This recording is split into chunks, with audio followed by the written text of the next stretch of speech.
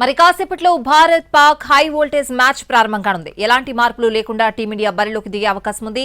గత మ్యాచ్ లో అదరగొట్టారు బౌలర్లు, బ్యాటర్లు. రోహిత్ గిల్ మంచి ఓపెనింగ్ ఇచ్చారు. కోహ్లీ మినహా టాప్ ఆర్డర్ బ్యాటర్లు రాణించారు. 5 వికెట్లతో చెలరేగిపోయాడు షమి. పాకిస్తాన్ తో జరిగే మ్యాచ్ లో లెఫ్ట్ హ్యాండర్ బౌలర్ ఉండాలి అనుకుంటే హర్షిత్ రాణా స్థానంలో అర్ష్దీప్ ను తీసుకునే అవకాశం ఉంది.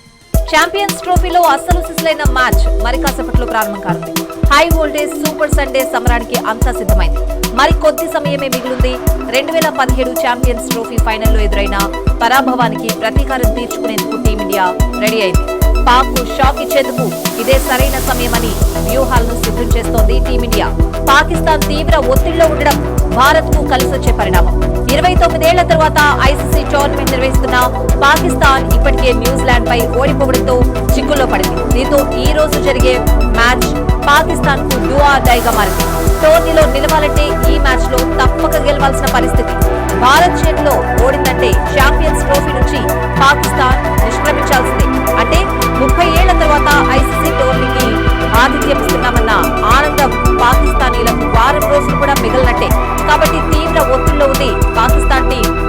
అటు టీమిండియా ఫుల్ జోష్ లో ఉంది. బంగ్లాదేశ్ తో జరిగిన తొలి మ్యాచ్ లో గెలిచిన రోహిత్ సేన పాకిస్తాన్ పై గెలిచిందంటే ఇక దాదాపు సెమీస్ కు చేరినట్లే.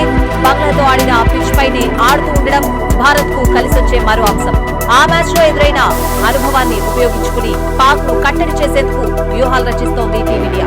ఓపెనర్లు రోహిత్ శర్మ, శుభ్మన్ గిల్ ఫామ్ లో ఉండడం టీమిండియాకు కలిసొస్తోంది. పాకిస్తాన్ పై మంచి రికార్డున్న విరాట్ కోహ్లీ మరోసారి విజృంభించాలని ఫ్యాన్స్ కోరుకుంటున్నారు. శ్రేయస్ అయ్యర్, కేఎల్ రాహుల్, హార్దిక్ పాండ్యాతో భారత బ్యాటింగ్ ఆర్డర్ స్ట్రాంగ్ గా ఉంది. స్పిన్ ఆల్రౌండర్లు రవీంద్ర జడేజా, అక్షర్ పటేల్ ఉండనే ఉన్నారు. ఇక బౌలింగ్ లోనూ టీమిండియా స్ట్రాంగ్ గానే ఉంది. బంగ్లాదేశ్ పై 5 వికెట్లు తీసిన మహమ్మద్ షమి పునరాగమనాన్ని ఘనంగా చాటాడు. బూమ్రా లేకపోయినా తానున్నానని ప్రత్యర్థులకు వార్నింగ్ బెల్స్ మోగించాడు. హర్షిత్ రాణా కూడా తనకొస్తున్న అవకాశాల్ని ఉపయోగించుకుని బళా అనిపించుకుంటున్నాడు. అయితే ఈ మ్యాచ్ లో టీమిండియా అర్ష్దీప్ సింగ్ కూడా తుది జట్టులోకి తీసుకునే ఛాన్స్ ఉంటుంది. అర్ష్దీప్ ను హర్షిత్ రాణా ప్లేస్ లో తీసుకుంటారా లేక కుల్దీప్ బదులు తీసుకుంటారా అనేది చూడాలి. స్పిన్ కు అనుకూలించే పిచ్ పై మిస్టరీ స్పిన్నర్ వరుణ్ చక్రవర్తికి తుది జట్టులో చోటు దక్కుతుందో లేదో కూడా చూడాలి. విన్నింగ్ కాంబినేషన్ ను మార్చకూడదని టీం మేనేజ్మెంట్ భావిస్తే బంగ్లాతో ఆడిన జట్టునే కొనసాగించవచ్చు. టాస్ గెలిచిన జట్టు మొదట బ్యాటింగ్ తీసుకునే అవకాశాలు ఎక్కువ. రెండో ఇన్నింగ్స్ లో తేమ ప్రభావం నుండి స్పిన్నర్లకు కష్టమవుతుందని బంగ్లాదేశ్ తో మ్యాచ్ లో టీమిండియా బౌలింగ్ ఎంచుకుంది. అయితే తేమ ప్రభావం కనిపించలేదు. కాబట్టి టాస్ గెలిచిన జట్టు బ్యాటింగ్ ఎంచుకుని ప్రత్యర్థిపై ఒత్తిడి పెంచాలని చూస్తుంది.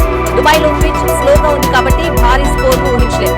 తొలి మ్యాచ్ లో బంగ్లాదేశ్ ను 230 పరుగుల లోపే కట్టడి చేసిన ఆ స్కోర్ చేస్ చేయడానికి టీమిండియాకు 47 ఓవర్లు అవసరమయ్యాయి.